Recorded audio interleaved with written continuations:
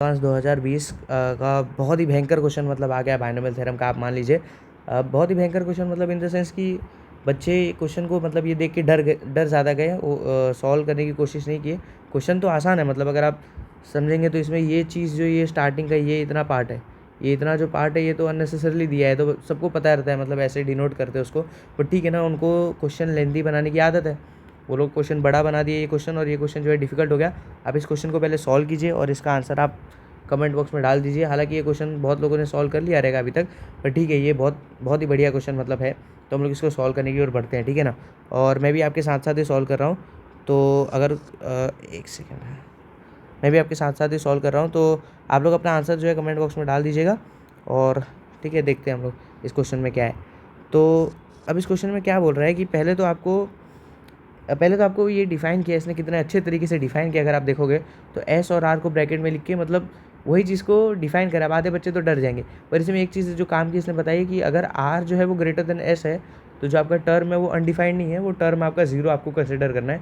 ये एक चीज़ उसने बताई है कि if R is greater than S, तो अंदर वाली चीज़ जो है नेगेटिव हो जाएगी, क्योंकि R is greater than S minus R will be negative, and negative का फैक्टोरियल अनडिफाइंड होता है। तो फिर इसलिए आपको उसने ज़ीरो कंसिडर करने को कहा है, ठीक है। अब क्या हो रहा है कि इस क्वेश्चन में आपको जी एम एन डिफ़ाइन किया है कुछ, तो ठीक है, जी एम एन आपको ये डिफ़ाइन किया है, और आपको एफ एम एन पी, अच्छा मतलब एफ जो है वो एम एन पी तीन पे डिपेंड कर रहा है, एम और एन और पी पे डिपेंड कर रहा है। उसको भी आपको जो है एक सीरीज़ के टर्म में आपको डिफ़ाइन किया है। आपको जो है जी एम एन को सिंप्लीफाई वर्जन में जो है लाना है। जैसे आपने जी ऑफ एम एन को अगर आपने सिंप्लीफाई कर लिया, उसके बाद आपको इन ऑप्शन से मैच करा के देखना है कि भैया कौन सा वाला सही है और कौन सा वाला जो है गलत है, ठीक है ना। तो हम लोग देखते हैं क्या कैसे आएगा, ठीक है ना। अच्छा, जी एम एन आपको कुछ तो बोला है, जी एम कोमा एन जो है आपका वो फंक्शन है, मतलब एफ एम एन पी के ऊपर वो खुद डिपेंड कर रहा है, एफ एम एन पी के ऊपर डिपेंड कर रहा है, डिवाइडेड बाई, और ये तो क्या ही लिखा है भैया, ये तो N plus P C P लिखा है। अच्छा, अब एफ एम एन पी को इसने कैसे डिफाइन किया है कि एफ मतलब जो फंक्शन है जो एम एन और पी पे डिपेंड कर रहा है वो खुद एक समेशन है। वो समेशन किस चीज़ का है भैया, वो समेशन है आई इज इक्वल टू जीरो से लेकर के पी तक जा रहा है। अच्छा, ये क्या है भैया, ये तो एम सी आई है, सॉरी थोड़ा बढ़िया से लिखता हूँ मैं, ये क्या है, ये तो एम सी आई है ना, ये एम सी आई है, ये एम एन सॉरी ये है आपका N plus I C P है, और फिर है आपका N plus P C P minus I है। अच्छा, अब आपको जो है इसको सही से जो है सॉल्व करना है, सही से आपको लिखना है। अच्छा, कैसे करेंगे अब आप भैया, अब आप बोल दीजिए कि आप इसको पूरे को खोल दीजिए ना, आप तीनों टर्म्स को अगर आप अच्छे से खोल देंगे, देखिए क्या आ रहा है। तो अगर आप इसको खोलेंगे तो I is equal to zero से लेकर के पी तक M factorial by I factorial M minus I factorial, ठीक है ना, एम माइनस आई फैक्टोरियल, फिर N plus I factorial by P factorial N minus P plus I factorial, ठीक है ना, वही चीज़ हमने लिखा है। और यहाँ पर आपको आ जाएगा, अच्छा ये सब प्रोडक्ट में है यार, ये सब प्रोडक्ट में है, ठीक है ना, ये सब जो है प्रोडक्ट में है। प्रोडक्ट को मैंने डॉट से ऐसे डिनोट कर दिया, ठीक है ना, ये सब प्रोडक्ट में, ठीक है ना। और ये क्या हो जाएगा, एन प्लस पी का factorial divided by P minus I factorial, कुछ कट नहीं रहा क्या, पी माइनस आई फैक्टोरियल कुछ तो कटना चाहिए ऐसा मेरे हिसाब से, पी माइनस आई फैक्टोरियल, और ये आ जाएगा एन प्लस आई फैक्टोरियल। अच्छा हाँ, एन प्लस आई कट रहा है, एन प्लस आई फैक्टोरियल जो है ये कट रहा है, N plus I factorial cut रहा है, हाँ। अच्छा, तो एक चीज़ तो आपने जो है यहाँ से रिड्यूस कर दी भैया, एन प्लस आई फैक्टोरियल जो है वो ऐसा कुछ नहीं है, तो हम लोग इसको एन प्लस पी फैक्टोरियल को इस साइड लिख देते हैं, एन प्लस पी फैक्टोरियल। अच्छा, तो अगर आप ध्यान से देखेंगे तो इसमें आपको एम फैक्टोरियल है और ये सब चीज़ें, अच्छा, तो कैसे करेंगे आप इसको, आप तो आप इसमें क्या कर सकते हैं कि अच्छा, अगर आप इस क्वेश्चन में ध्यान से देखेंगे तो आपको दिख रहा है जी एम एन जो है उसके नीचे N plus P C P है।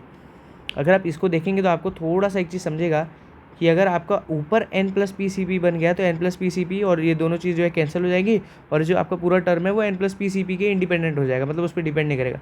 ये अगर आप सोच सकते हैं तो मैं जब इसको देखा तो मैंने डायरेक्टली यही सोचा कि मेरे को इस चीज़ में N plus P C P बनता हुआ दिख रहा है ऊपर वाले चीज़ में, जो कि हमारा जी ऑफ एम एन है। ये जो चीज़ है आपका भैया, ये आपका N plus P C P है ना, अगर ऊपर भी आपका N plus P C P type का आ गया तो हम लोग इसको कट कर देंगे, और फिर जो आपका मतलब जो भी चीज़ बचेगा वो आपका जो है आंसर हो जाएगा। अच्छा, तो हम लोग कैसे कर सकते हैं भैया, आप सोच सकते हैं यहाँ पर कि आपको n plus P C P generate करना है। आप कर दीजिए n plus P C P generate. कैसे करेंगे भैया, M C I M factorial by I factorial और एम माइनस आई फैक्टोरियल को तो ऐसे रहने दीजिए, और आपको n plus P C P करना है ना, तो आप क्या कर दीजिए कि n plus P factorial by P factorial है, और n plus P C P करना था, तो यहाँ पे आपको n फैक्टोरियल चाहिए। अच्छा, अगर आपको n फैक्टोरियल चाहिए तो आप n फैक्टोरियल से डिवाइड मल्टीप्लाई दोनों कर दीजिए।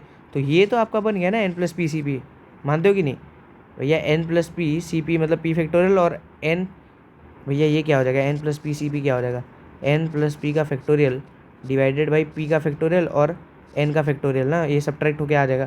तो ये चीज़ तो हमने जनरेट कर दी और हमने उसके लिए एक multiply divide by n factorial कर दिया। अच्छा, यहाँ पे क्या आ जाएगा, अगर आप ध्यान से देखेंगे तो आपने ये चीज़ तो ले लिया, यूटिलाइज़ कर लिया, ये दोनों यूटिलाइज़ नहीं किया आपने, तो n माइनस पी प्लस आई और भैया आ जाएगा p माइनस आई। अच्छा, ये चीज़ को आप बाहर लिख दीजिए n plus P C P, इस चीज़ को तो आप आराम से, ये दोनों के बीच में मल्टीप्लिकेशन है और ये समेशन, अच्छा ये समेशन के भी बाहर आ जाएगा, क्यों, क्योंकि ये आई पे डिपेंड ही नहीं कर रहा, आई पे क्योंकि डिपेंड नहीं कर रहा, तो ये समेशन, देखो भैया भारी क्वेश्चन है ये, थोड़ा ये क्वेश्चन डिफ़िकल्ट है।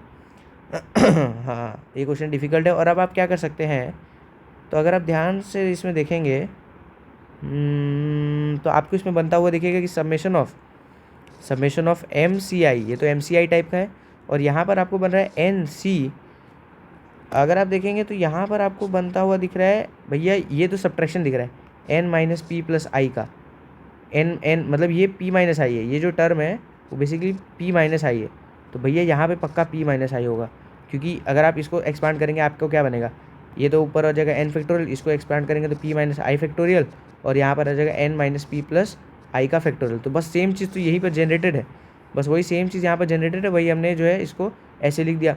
अब आपने वो फॉर्मूला तो पढ़ा ही होगा भैया, समेशन ऑफ एम सी आई और एन सी, मान लो कुछ और टर्म है p माइनस आई, तो भैया ये तो ऊपर दोनों का सम और नीचे दोनों का सम आ जाता है, इसका जो वैल्यू है, टोटल वैल्यू जो है। अच्छा, i जो है वो आपका 0 से p तक जा रहा है, i आपका जा रहा है 0 से p तक आपका जा रहा है, तो आप लिख दीजिए ना डायरेक्ट, आप इसमें डायरेक्ट लिख दीजिए। एक सेकंड, कुछ गलती की क्या हमने, नहीं, m प्लस एन, हाँ, तो ये जो सारे टर्म्स है ये आपको मिल करके क्या दे देंगे भैया, ये आपका कैसे हम लोग इसको सिंप्लीफाई करेंगे, कुछ गड़बड़ी की क्या हमने, नहीं, सिर्फ बराबर है।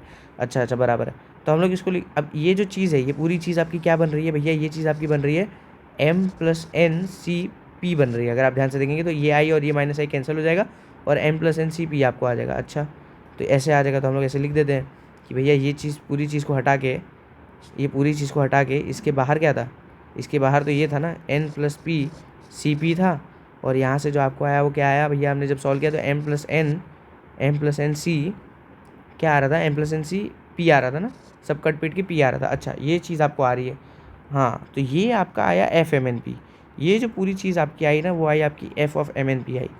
अच्छा, तो ये आपकी आई एफ एम एन पी, तो एफ एम एन पी यहाँ पे लिख दीजिए, क्या लिख दीजिए भैया, n plus P C P, और दूसरी क्या आई थी m plus N C P. अच्छा, तो अगर आप इसके, अच्छा अब आपको g ऑफ एम एन निकालना था ना, तो g ऑफ एम एन में तो ऊपर पहले तो ये आ जाएगा समेशन ऑफ, ये आ जाएगा ना, तो ये क्या है n plus P C P M plus N C P, और आपका p 0 से लेकर के कहाँ तक जा रहा है भैया, m प्लस एन तक जा रहा है।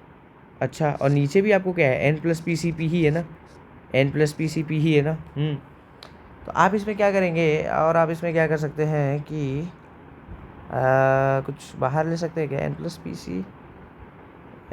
पी सी, अच्छा हाँ, एक गड़बड़ी हो गई हमारे साथ। Actually N plus P C P क्या होता है भैया, वो तो होता है एन फैक्टोरियल, अरे सॉरी, एक गड़बड़ी हो गई इसमें, एन प्लस पी का फैक्टोरियल पी फैक्टोरियल, और इसको सब्ट्रैक्ट करेंगे तो एन फैक्टोरियल। अच्छा, अब आप इसको क्या लिख सकते हैं, अब आप इसको एक और चीज़ लिख सकते हैं, एन, ये इक्विवेलेंट टू है N plus P C N, मतलब आप N plus P C N लिखिए या N plus P C P लिख दिए, फ़र्क ही नहीं पड़ता, दोनों में सेम ही चीज़ आ रही है हर बार, दोनों में हर बार जो है सेम ही चीज़ आ रही है। अगर आप ध्यान से ऑब्जर्व करेंगे तो आप इसको लिख सकते थे कि एन प्लस नहीं, लेकिन अगर आप ऐसे करते तो फिर ये कटता भी नहीं। हाँ, नहीं, मेरी गलती एक्चुअली यहाँ पर ना इसके नीचे आएगा direct N plus P C P, ये चीज़ और ये चीज़ आराम से कट जाएगी आपकी, और आपको जो बचेगा आपको जो बचेगा वो डायरेक्ट ये चीज़ बचेगा। और इसको तो आप लोग जानते हैं भैया कि किसी भी p अगर 0 से लेकर के m+n तक जा रहा है तो भैया इसका जो आंसर है वो 2m+1 हो जाएगा। भैया सॉल्व हो गया। क्या सॉल्व ये हो गया कि आपका जो g ऑफ mn था वो क्या आ गया 2m+n। ठीक है, 2m+n आ गया। अब आप इसको क्या बोल देंगे, अब आपको कुछ चीज़ वेरीफाई करने को दे रहा है कि g of mn is equal to g of nm। भैया फ़र्क ही नहीं पड़ता चाहे mn हो, भैया g ऑफ mn ऐसा था, g ऑफ nm क्या हो जाएगा, g ऑफ nm हो जाएगा 2n+m। भैया दोनों सेम चीज़ है, फ़र्क ही नहीं पड़ता। तो ये चीज़ तो सही है, हमेशा सही है फॉर mn पॉजिटिव इंटीजर। ठीक है, नेक्स्ट चीज़ में क्या बोलता है gmn+1 और gm+1n। भैया आप करके देख लो 2m+1 या फिर 2m+n+1।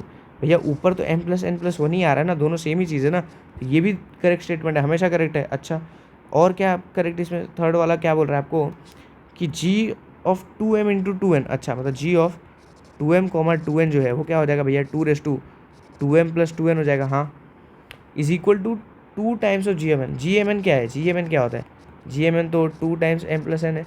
इसमें 2 मल्टीप्लाई कर दो। अरे भैया अगर आप इसमें 2 मल्टीप्लाई कर देंगे तो +1 आ जाएगा ना। भैया यहाँ 2 मल्टीप्लाई हुआ अगर तो पावर में +1 कर देगा। ये और ये चीज़ बराबर कहीं भी किसी भी एंगल से आपको लग रही है क्या, भैया नहीं, ये तो कुछ स्पेसिफिक m और n की वैल्यू पे बराबर हो भी सकता है, हमेशा तो नहीं होगा ये, फॉर ऑल तो नहीं होगा ये। ठीक है, तो ये इनकरेक्ट स्टेटमेंट। अच्छा आपको सही स्टेटमेंट बताना था, पहले दूसरे सही थे, ये इनकरेक्ट है। और लास्ट स्टेटमेंट आपको क्या बोल रहा है कि g ऑफ 2mn, मतलब ये वाली जो चीज़ है, ये वाली जो आपकी चीज़ है g ऑफ 2mn, वो आपको बोल रहा है कि ये क्या हो जाएगा g of 2mn gmn the whole square. gmn क्या है भैया, g ऑफ mn क्या है 2m+n, और बोल रहा है इसका स्क्वायर के बराबर हो जाएगी। तो भैया इसका स्क्वायर तो सही बोल रहा है ना, 2m+2n आ रहा है ना, मतलब ये चीज़ कौन सी चीज़ भैया, ये चीज़ और ये चीज़ तो बराबर आ रही ना, स्क्वायर कर दिया अगर हमने gmn का तो वो तो g of 2m into g of 2n आ रहा है ना। तो अगर वो चीज़ आ रहा है इसका मतलब हमारा थर्ड स्टेटमेंट भी करेक्ट है ना। तो अगर हमारा करेक्ट है तो इसके जो करेक्ट सोल्यूशन है वो क्या हो जाएंगे आपके, इसके करेक्ट सोल्यूशन हो जाएंगे आपके A, B और D। बस यही आपको रिपोर्ट करना था और you are done with this. तो आपने, आई होप आपने इस क्वेश्चन को पहले सॉल्व किया होगा, बाद में हमारा सोल्यूशन देखा होगा। वीडियो बहुत ही ज़्यादा ही लंबा हो गया, पर ठीक है कोई बात नहीं, और मिलते हैं आपसे नेक्स्ट वीडियो में।